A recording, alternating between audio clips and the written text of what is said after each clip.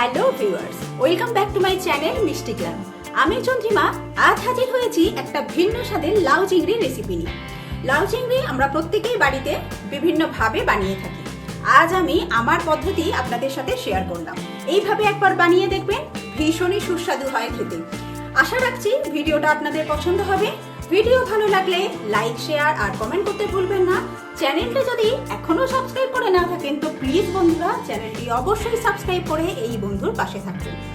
দেরি না করে চটপট দেখে নেওয়া যাক আমার আজকের ভিন্ন স্বাদের লাউ চিংড়ি রেসিপি। লাউ চিংড়ির ঘন্ট বানাবার জন্য আমি লাউটাকে ঠিক এরকম লম্বা লম্বা করে কেটে নিয়েছি। এবার রান্নাটা শুরু করব। তার জন্য কড়ার মধ্যে আমি সর্ষের তেল দিয়ে দিচ্ছি। প্রথমে চিংড়িগুলোকে ভেজে নেব। তেল গরম হয়ে গেলে এর মধ্যে আমি সামান্য পরিমাণ নুন, সেই সাথে সামান্য পরিমাণ হলুদ দিয়ে দিলাম।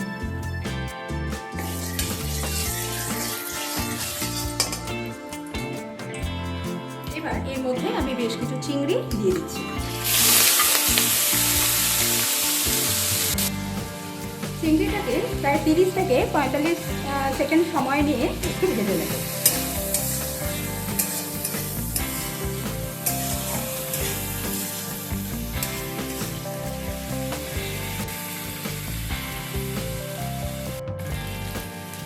চিংড়ি ভেজে নেওয়া হয়ে গেছে, এবার আমি তুলে নেব।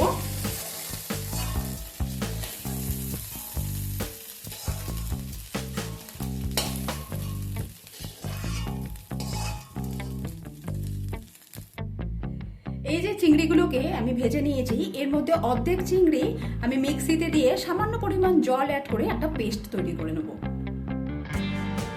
এই কড়ার মধ্যে আমি রান্না করার জন্য আরো বেশ কিছুটা সর্ষের তেল অ্যাড করে দিচ্ছি।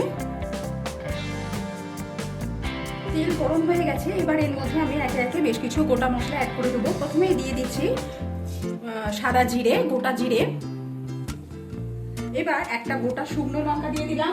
দিয়ে দিচ্ছি দুটো ছোট এলাচ, সামান্য একটা দারচিনি স্টিক এতে অ্যাড করে দিচ্ছি, আর সেই সাথে দুটো তেজপাতা দিয়ে দিলাম।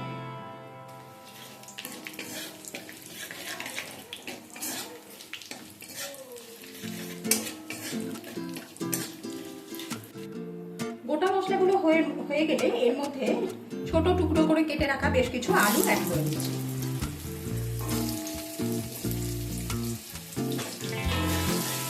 আলুটাকে একটু লাইট ব্রাউন করে ভেজে নেব।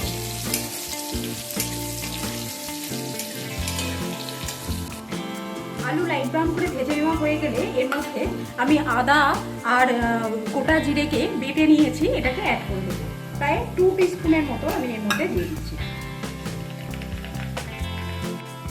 সেই সাথে অ্যাড করে দিচ্ছি হলুদ, হাফ টিস্পুন দিয়ে দিচ্ছি ধনে গুঁড়ো, আর খুব সামান্য পরিমাণ একটু ঝাল লঙ্কা অ্যাড করে দিলাম। এবার সমস্ত কিছু একসাথে ভালোভাবে বেশ কিছুক্ষণ সময় নিয়ে একটু নাড়াচাড়া করে নেব।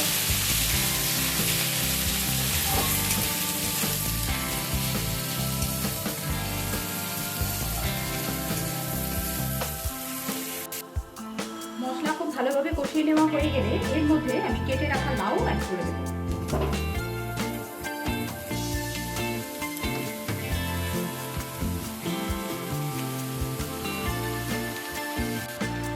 লাউ দেওয়ার পর এতে পরিমাণ মতো নুন অ্যাড করে দিচ্ছি। সমস্ত কিছু ভালোভাবে মিশিয়ে নেব।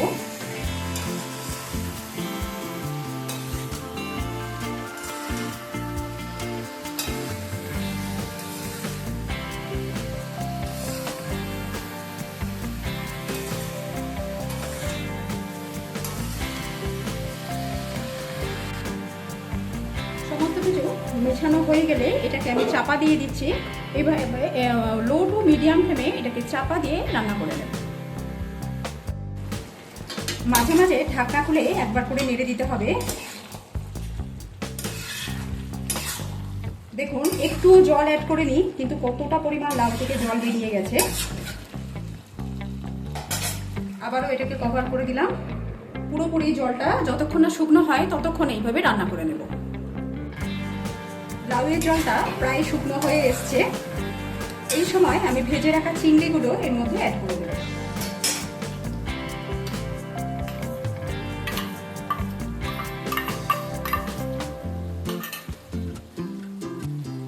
এবার অ্যাড করে দিচ্ছি যে অর্ধেক চিংড়ি আমি জল দিয়ে বেটে নিয়েছিলাম সেইটা।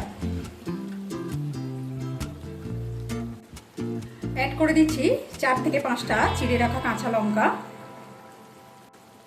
এবার অ্যাড করে দিচ্ছি 1 টেবিল স্পুন চিনি। সমস্ত কিছু ভালোভাবে মিশিয়ে নেব।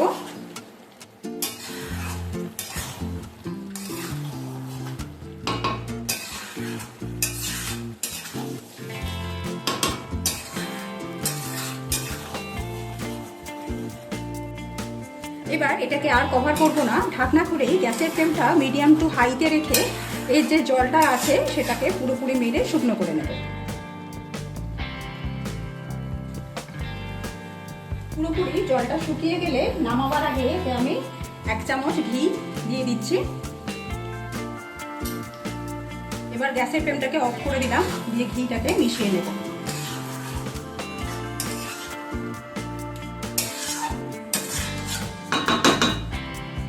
এবার এটাকে চাপা দিয়ে দিলাম, দিয়ে 4 থেকে 5 মিনিট এইভাবে স্ট্যান্ডিং টাইমে রেখে দেবো। তৈরি হয়ে গেছে আমার আজকের রেসিপি লাউ চিংড়ি।